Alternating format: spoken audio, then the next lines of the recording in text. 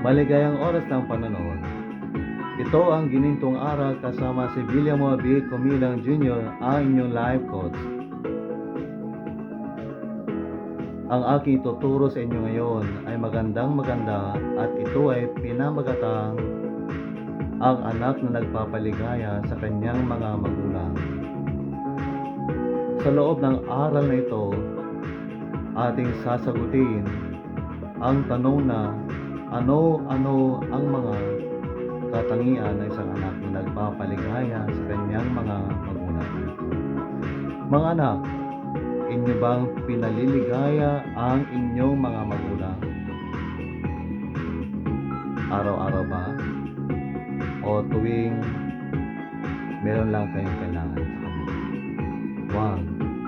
Dapat araw-araw ay inyong paligayahin ang inyong mga magulang.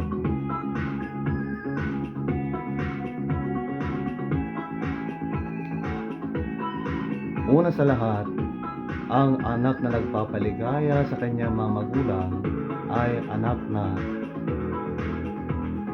magalang at mapagkumbaba. Pangalawa, siya ay anak na masunurin. At pangatlo, siya ay anak na masipag at matulungin. Siya ay tumutulong sa gawaing bahay, naglilinis sa loob ng bahay at bakuran. Siya ay nagdidilig ng mga halaman sa garden, ornamental garden o vegetable garden. Siya ay nagpaplansya ng kanyang mga damit, naglalaba ng kanyang mga damit, naghuhugas ng pinggan, nagpapakain ng mga hayop sa bahay, alagang hayop. Siya rin naghahanda ng pagkain sa bahay at nagliligpit ng mga gamit.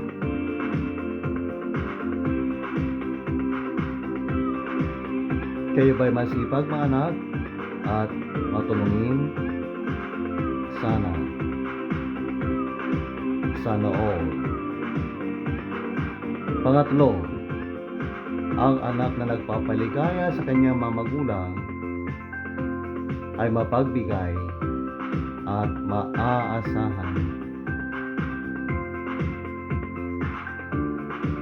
Ang bahagi ito ay para sa mga anak na may trabaho na, may sweldo na sa loob ng isang buwan, kinsinas o katapusan o arawan. Inuulit ko, ang anak na nagpapaligaya sa kanyang mga magulang ay anak na mapagbigay, generous, at maaasahan, reliable.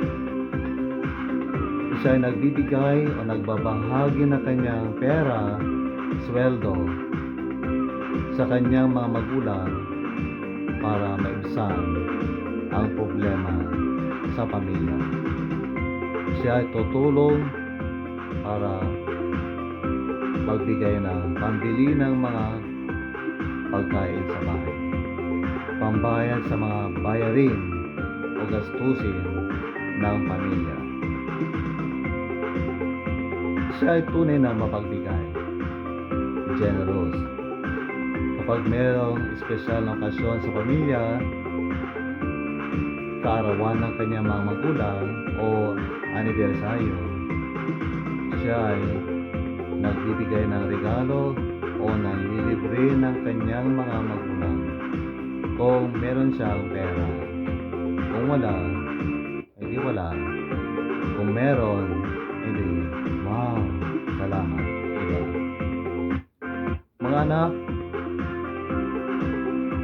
tingnan ninyo ito. Habang tumatanda ang inyong mga magulang, ay kailangan nila ng atensyon. Kailangan nila ng espesyal na atensyon. At kapag wala na silang trabaho, sinong mag-aalaga sa kanila? Walang ibang mag-aalaga sa kanila lalo na kapag meron silang sakit, kundi kayo.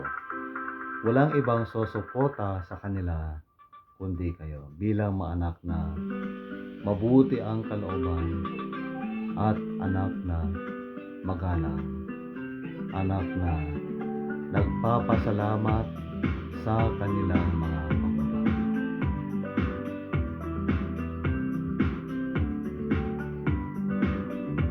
Pang-apat at panghuli, ang anak na nagpapaligaya sa kanyang mga magulang ay anak na responsable at mapagpasalamat. Responsable, hindi na siya umaasa sa kanyang mga magulang. Siya ay mapagpasalamat. Mapagpasalamat sa lahat ng panahon, hindi siya mareklamo sa kanyang mga magulang. At siya ay nagpapakita ng gratitude, pasasalamat sa kanyang mga magulang sa pamamagitan ng pagpapakita ng kagandahang loob sa kanyang mga magulang. Ang anak na nagpapaligaya sa kanyang mga magulang ay anak na magalang at mapagkumbaba, masunurin, masipag at matulungin, mapagbigay at maaasahan, responsable at mapagpasalamat.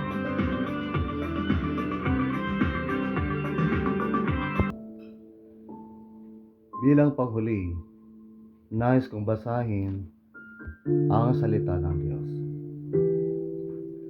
Efeso 6, versikulo 1 hanggang 4. Mga anak, sundin ninyo ang inyong mga magulang sa Panginoon, sapagkat ito ay matuwid.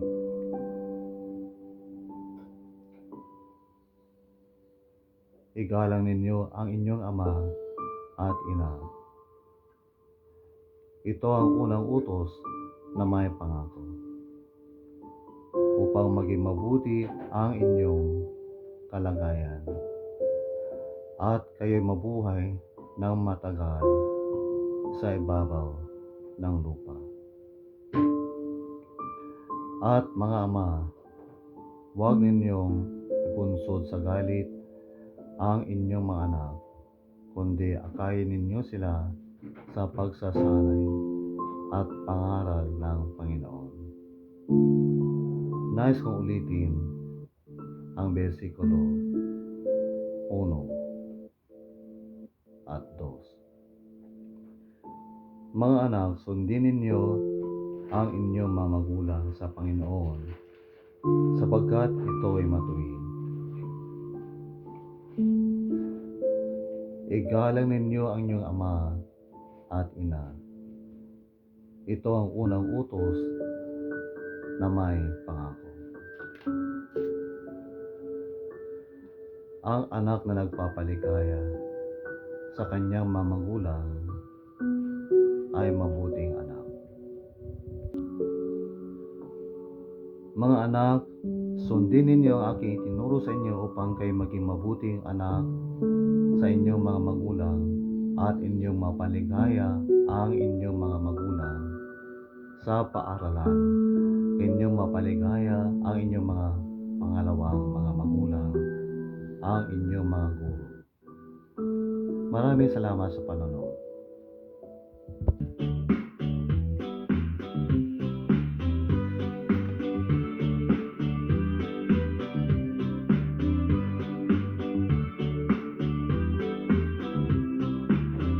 Hanggang sa muli, dito lang sa Gininto ang Aral kasama si William Obi Kuminang Jr., ang inyong life coach.